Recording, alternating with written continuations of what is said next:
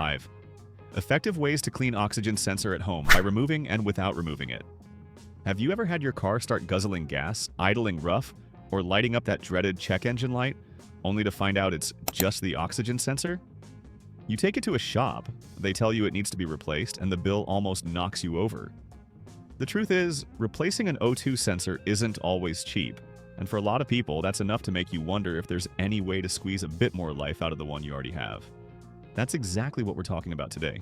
Welcome to our YouTube channel, Auto VFix, where we help you understand your car, fix problems the smart way, and save money while doing it.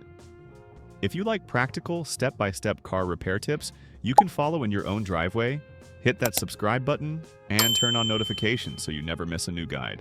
Now, before we get into the how, let's quickly talk about the why. The oxygen sensor lives in your exhaust system and measures how much oxygen is in the exhaust gases. That reading goes straight to your engine computer, which uses it to adjust the air-fuel mixture in real time. If the reading is off, your car can run too rich, wasting fuel, or too lean, running hot and risking damage. Over time, these sensors get dirty, coated with carbon from fuel, oil ash from burning oil, or residue from coolant leaks and certain fuel additives. Most manufacturers like Bosch or Denso will tell you not to clean an oxygen sensor. They're delicate, precision parts with a limited lifespan, and once they're contaminated beyond a certain point, especially by chemicals like silicone or lead, there's no cleaning that will bring them back to factory performance. But if your sensor is just sluggish from carbon buildup and not electrically dead, cleaning it might buy you some time. So let's walk through 5 different ways people try to clean an O2 sensor at home. Some you can try without even removing the sensor. Others involve taking it out and giving it a direct cleaning. I'll explain step by step, give you safety tips, and be upfront about the pros, cons, and how realistic your results might be. And remember, always work on a cold engine when handling an oxygen sensor. It sits in the exhaust, so it gets dangerously hot during operation, and wear gloves and eye protection when using chemicals. The first method is for those who'd rather not remove the sensor at all.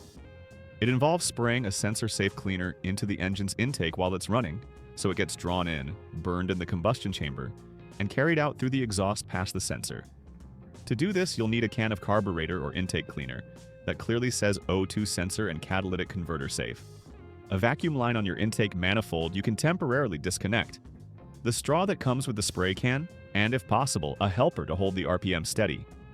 With the engine off, locate the vacuum line and gently pull it off the manifold. Attach the straw to your spray can and insert it into the end of the hose. Start the engine and let it warm up to normal operating temperature. A hot sensor reacts better to cleaning. Bring the RPM up to around 2000 and hold it there. Spray short bursts 1 to 2 seconds each into the hose, letting the engine recover between sprays. Over 2 to 3 minutes, you'll use about half the can. Reattach the vacuum hose, give the engine a few quick revs, and watch for white smoke from the exhaust. That's cleaner and carbon burning off. Let it idle for a minute or two before shutting down. This can clear some light soot from an upstream sensor, but if your sensor is coated in oil ash or chemically contaminated, this won't help. The second method is the vinegar soak, one of those cheap household product approaches. Vinegar is a weak acid that can dissolve some mineral deposits. It's easy and inexpensive, but not very aggressive. You'll need white distilled vinegar, a small glass or plastic container, an O2 sensor socket or 22mm wrench, and some penetrating oil like WD-40 or PB Blaster. Make sure the exhaust is completely cold. Disconnect the sensor's wiring, spray penetrating oil at the base, and give it a few minutes. Use the O2 socket to break it loose, then unscrew it. Place the tip in the vinegar, add baking soda if you want a bubbling reaction, and let it soak for several hours or overnight, swirling occasionally. Rinse with distilled water, shake out any moisture, and let it air dry completely before reinstalling. This might improve appearance and remove light surface deposits, but it will not clear heavy carbon, oil ash, or chemical poisoning. The third method uses a dedicated O2 sensor cleaner spray, and if you're going to remove the sensor, this is the most sensible option. These sprays are made to dissolve soot without damaging the delicate materials inside the sensor. You'll need a sensor cleaner spray or catalytic converter cleaner labeled safe for oxygen sensors, an O2 sensor socket or 22mm wrench, penetrating oil for removal, and a soft nylon brush if the instructions allow gentle scrubbing. Remove the sensor the same way as before, handling it carefully so you don't drop it. Spray the cleaner directly into the holes on the tip, saturating the inside.